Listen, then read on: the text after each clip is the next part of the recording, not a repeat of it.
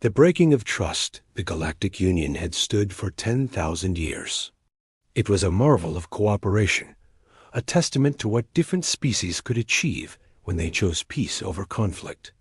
The Union Hall floated in the neutral zone between star systems, a massive structure of crystalline towers and flowing energy fields. Inside its grand chamber, representatives from 543 civilizations gathered under a dome that showed the stars. Themselves, the Union had only one law that transcended all others. It was carved into the walls in every known language. It was taught to every child of every species from the moment they could understand words. The sacred law was simple and absolute. All juvenile members of sentient species shall be protected. No harm shall come to the young within designated sanctuary zones. For 10,000 years, this law had never been broken. Captain Sarah Chun stood at the observation window of the human diplomatic vessel Horizon's Promise. She had served in the Union Defense Corps for 20 years. She had seen wonders that most humans only dreamed about. She had walked on worlds where the sky burned purple and oceans sang with bioluminescent life.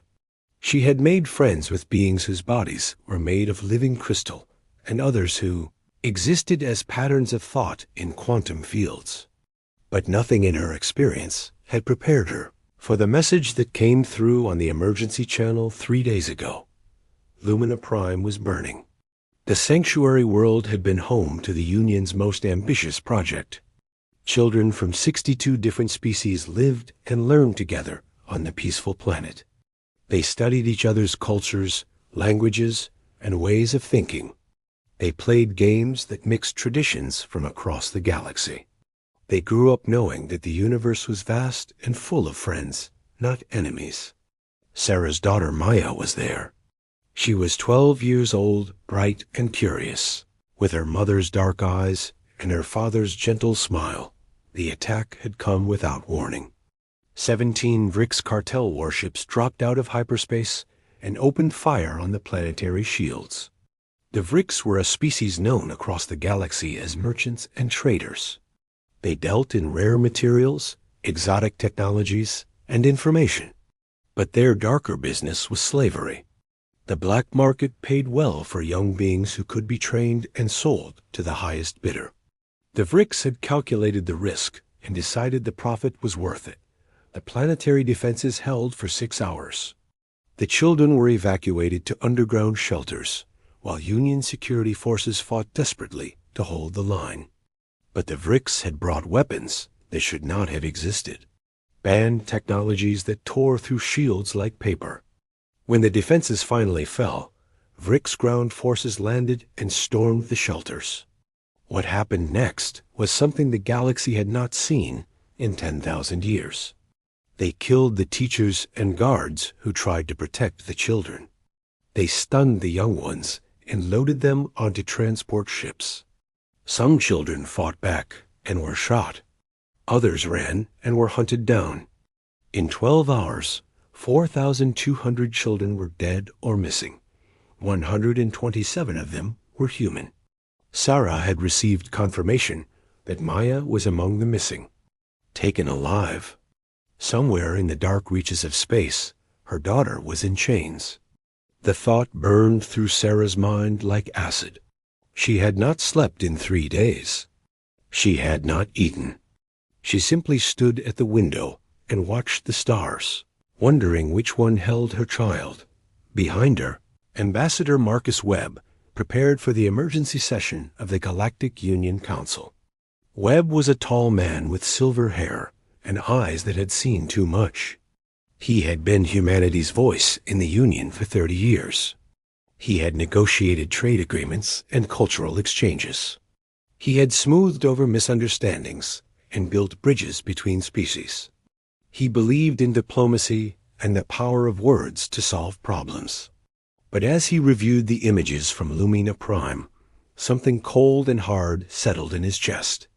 There were pictures of small bodies covered in white sheets. There were recordings of children screaming as they were dragged away.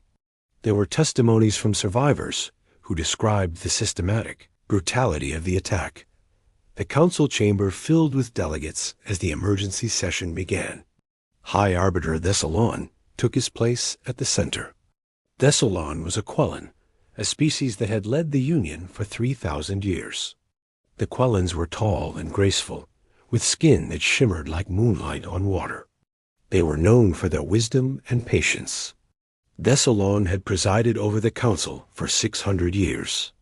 He had resolved countless disputes and prevented numerous wars. He believed deeply in the power of law and order to maintain peace. The holographic display at the center of the chamber showed images from Lumina Prime. The delegates watched in silence. Some of them had children on that world.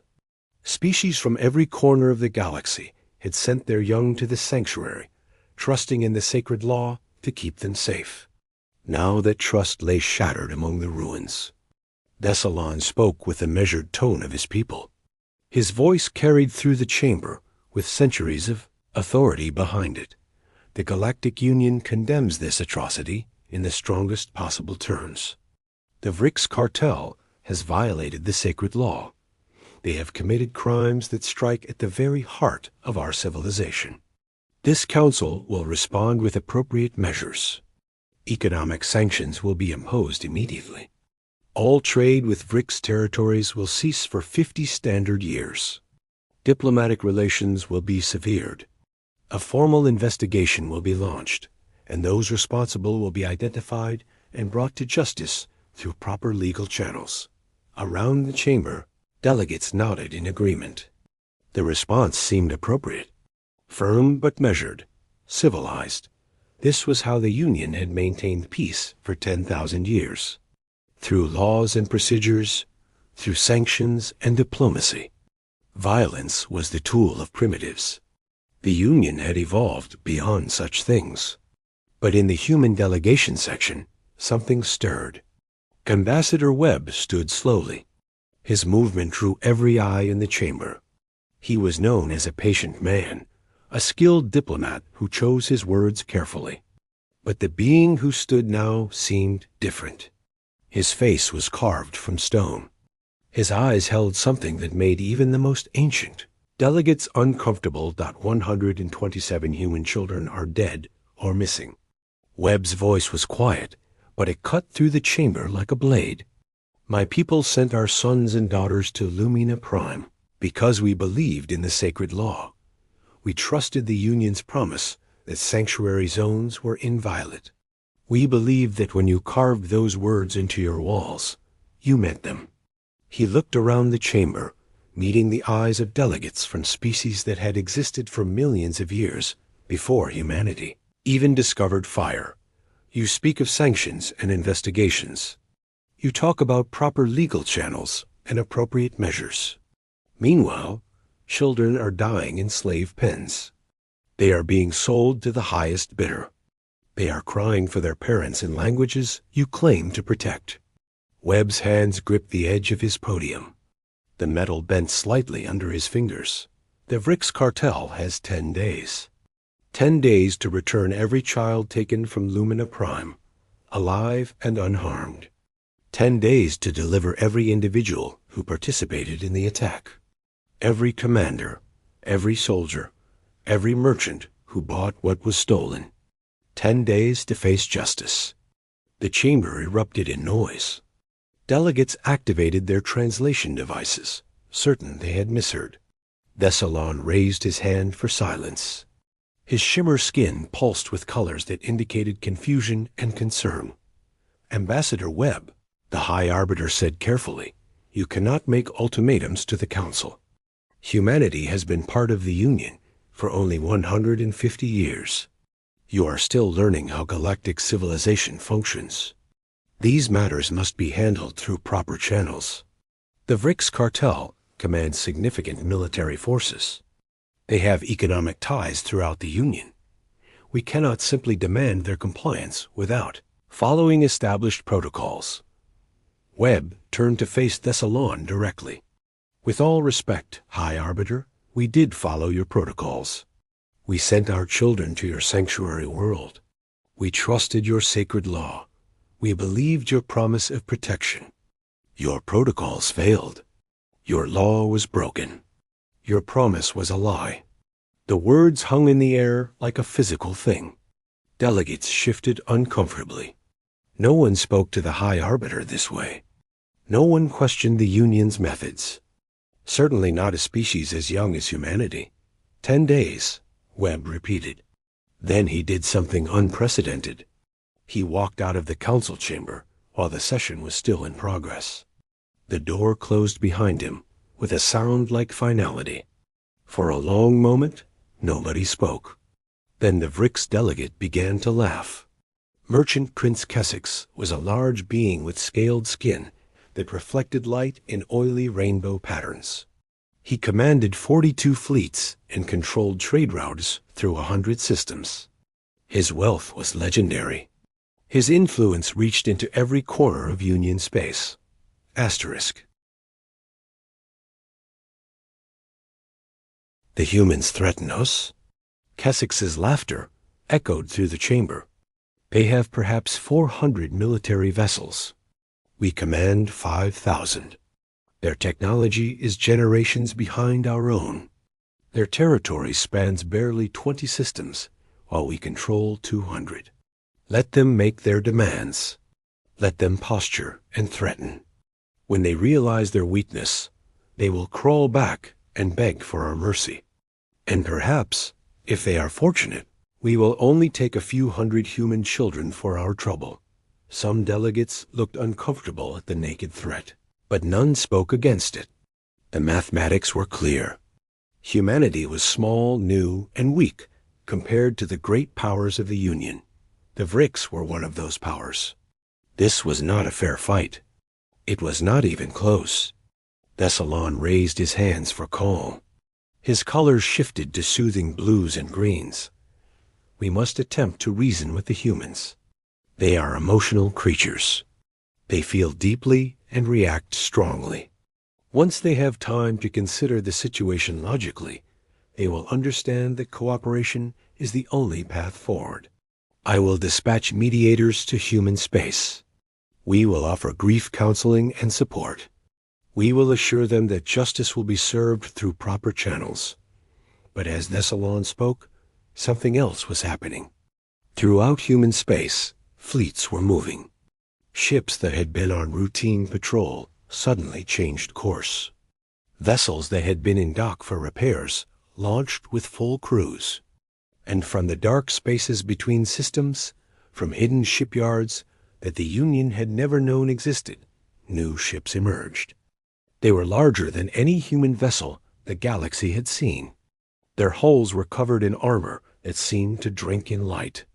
Their weapon systems glowed with energy signatures that made Union sensors screen warnings dot in the command center of the UHS. Retribution. Fleet Admiral James Cross watched his tactical display update in real time. 600 human warships were now in position. Another 400 were moving into place. And these were just the ships that Cross was allowing the Union to see. The Admiral was 63 years old. He had joined the Space Force on the day humanity joined the Galactic Union.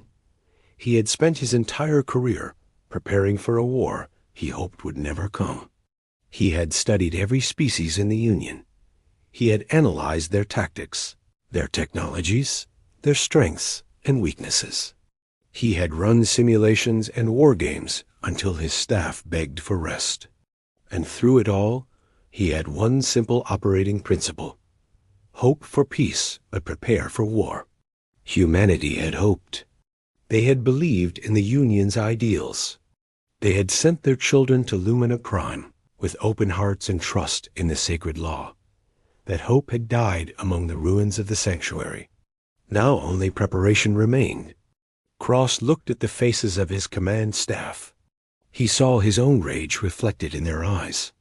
They had all seen the images from Lumina Prime. Many of them had children or grandchildren who should have been safe on that world. 10 days, Cross said quietly. Ambassador Webb gave them 10 days. They will not use those days wisely. They will see our ultimatum as weakness. They will believe we are bluffing. They think we are too civilized to actually fight." His expression hardened. "They are about to learn what happens when you hurt human children. When you break the one rule we hold above all others. When you violate the trust we placed in your so-called sacred law." He turned to his tactical officer. "Execute Phase 1 preparations. Bring all weapon systems online. Deploy scout ships to Vrix territories. I want eyes on every military installation, every trade hub, every hiding place they might use. And activate the Wraith Protocol. It is time to show the galaxy what humanity has really been building for the last 150 years.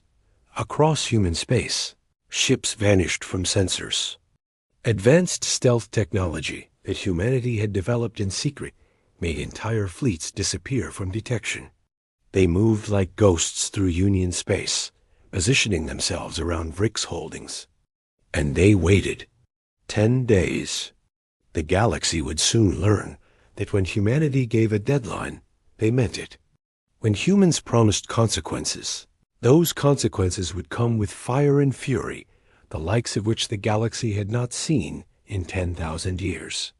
The sacred law had been broken, and humanity would make it sacred again, even if they had to burn down half the galaxy to do it. Asterisk the storm unleashed, the 10 days passed like a held breath. Across the galaxy, species watched and waited to see what humanity would do.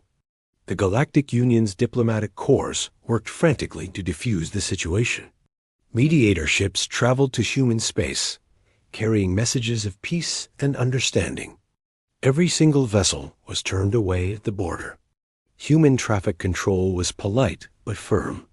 No Union ships would be permitted entry until the Vrix complied with Ambassador Webb's demands. The Vrix cartel did nothing. Merchant Prince Kessex made public statements mocking humanity's ultimatum.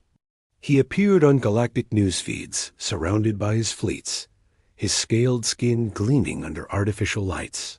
He spoke of human arrogance and primitive emotions. He promised that any human aggression would be met with overwhelming force. Behind him, 5,000 Vrix warships hung in formation, a display of power meant to intimidate and discourage. High Arbiter Thessalon held emergency sessions every day.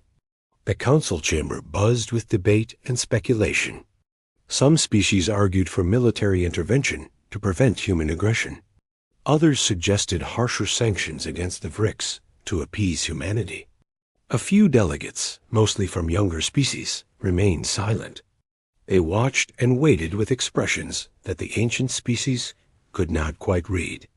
On the 10th day, the galaxy held its collective breath. Human ships remained at their borders.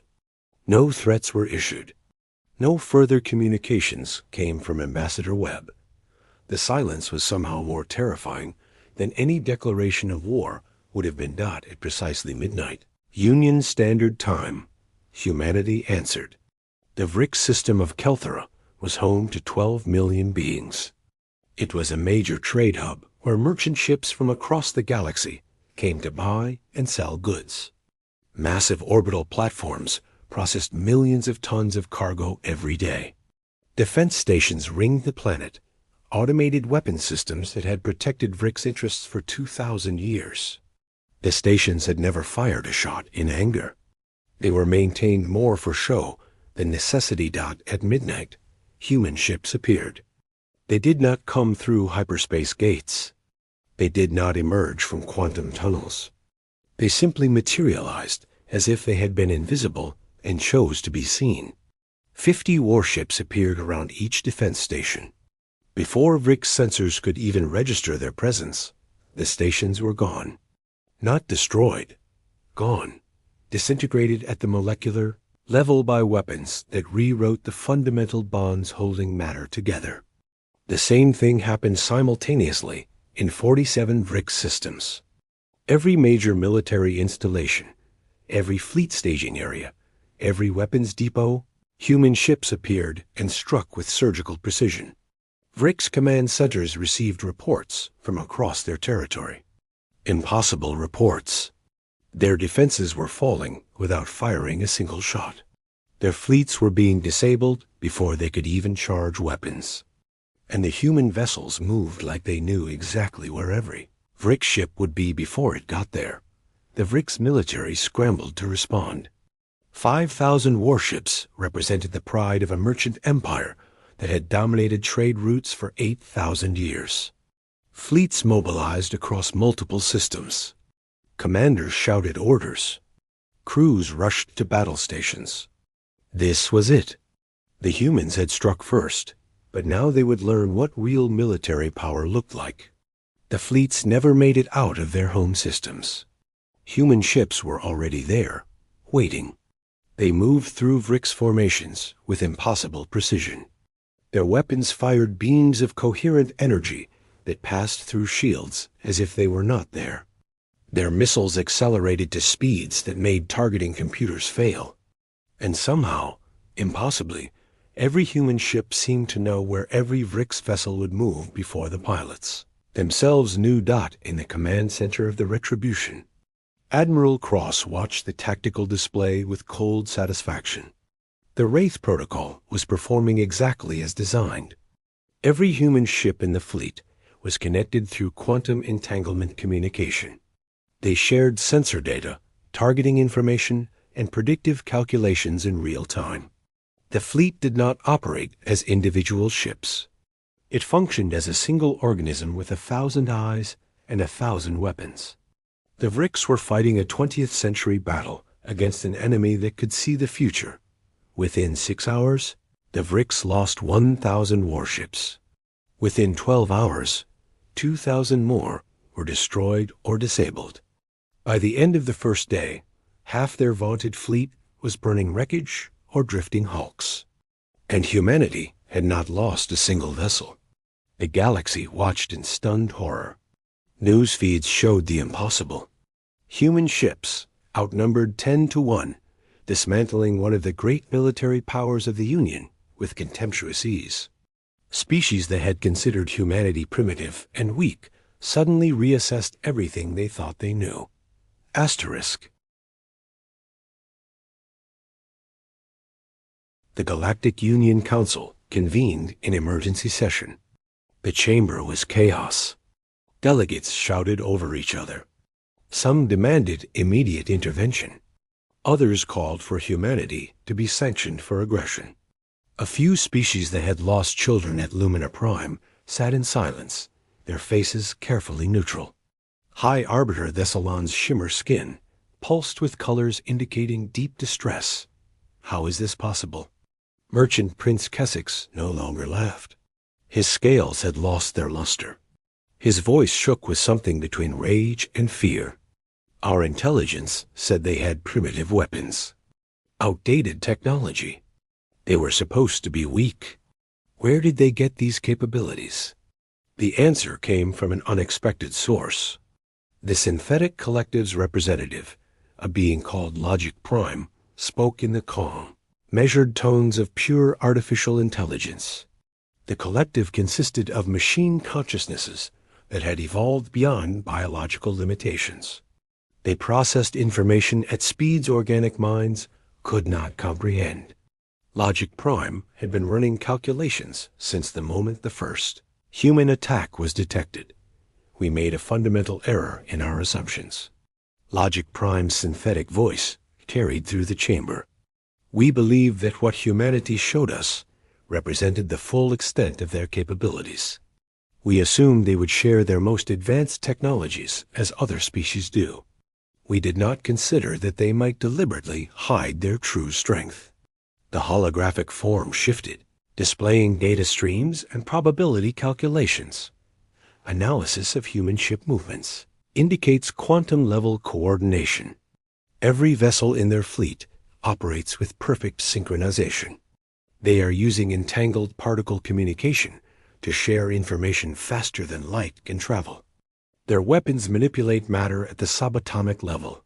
Their shields operate on principles we do not fully understand.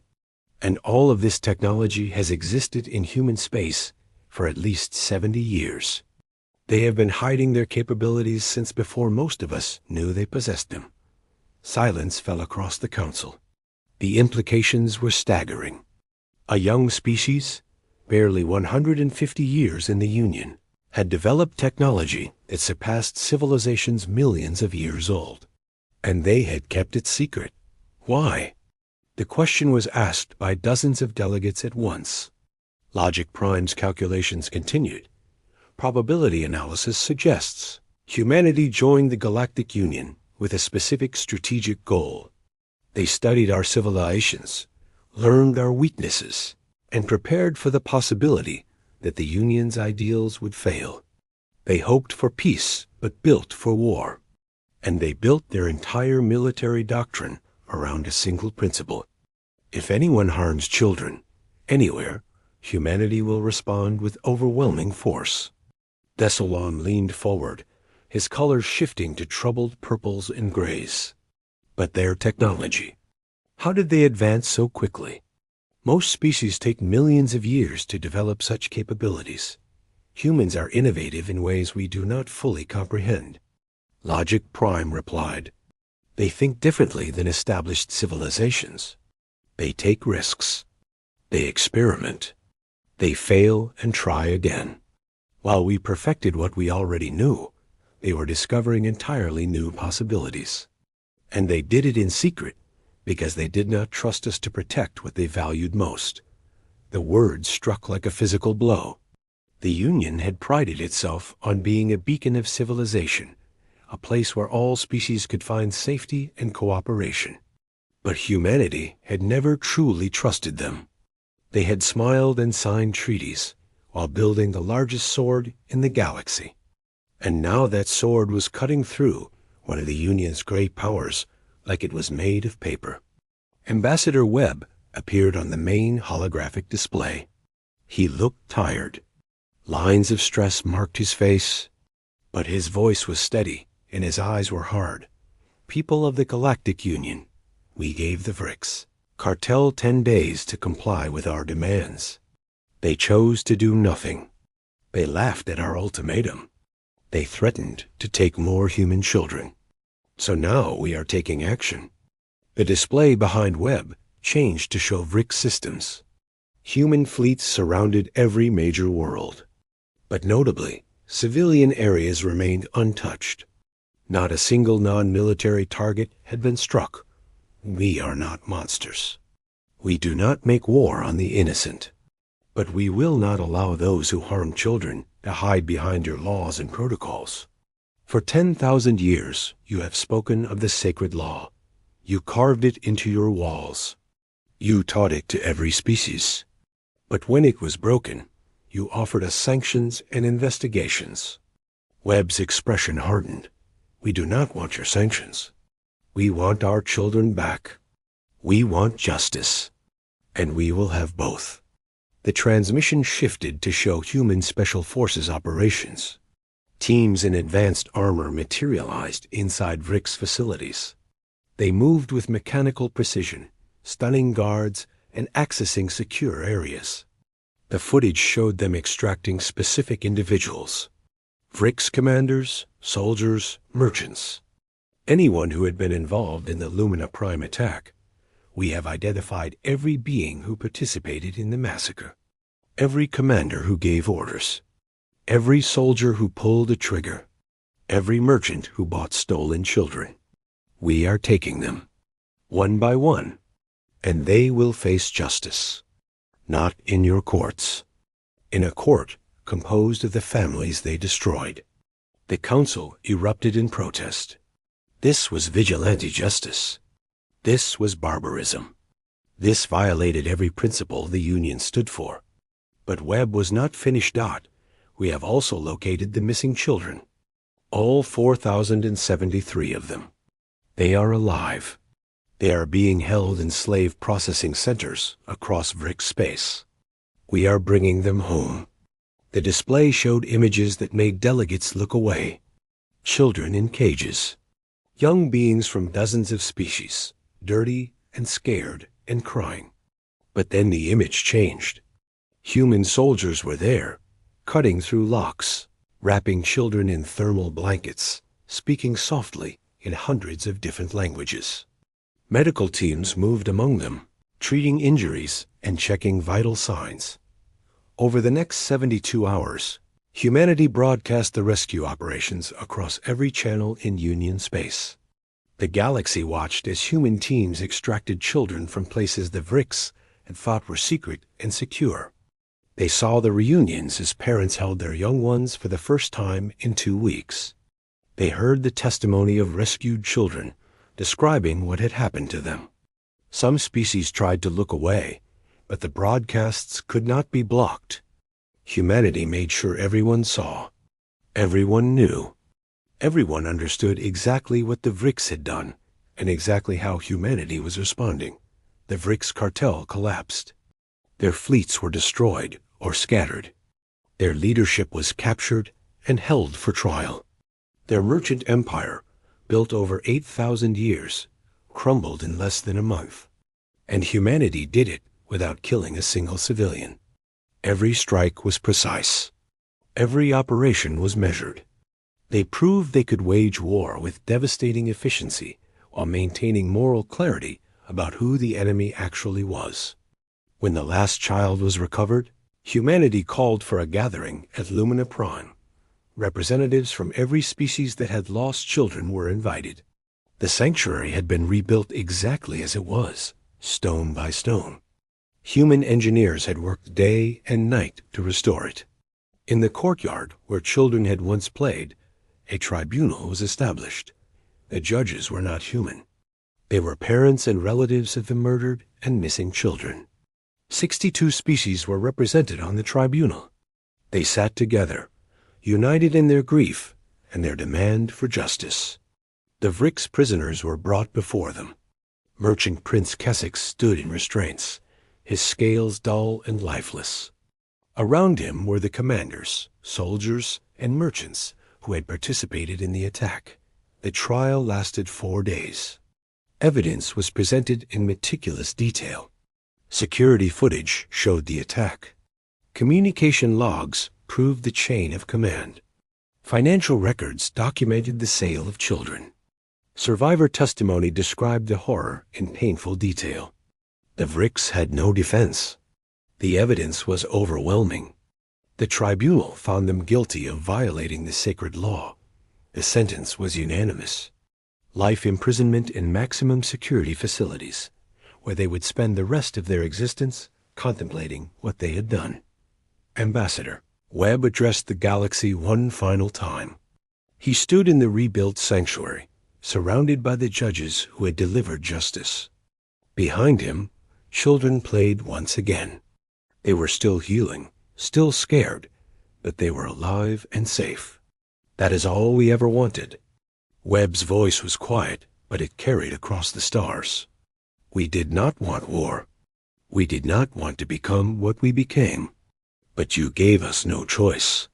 You broke your own law and then asked us to be patient while you wrote reports and imposed sanctions.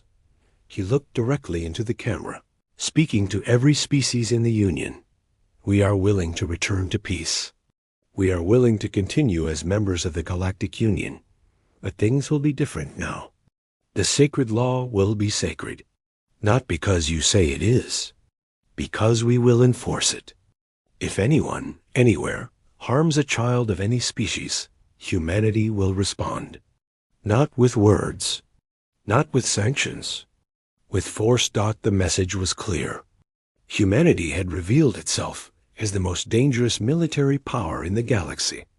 And they had done it not for conquest or glory, but for one simple reason. They loved their children, all children, and they would burn down the galaxy before they let harm come to the young and innocent. Asterisk.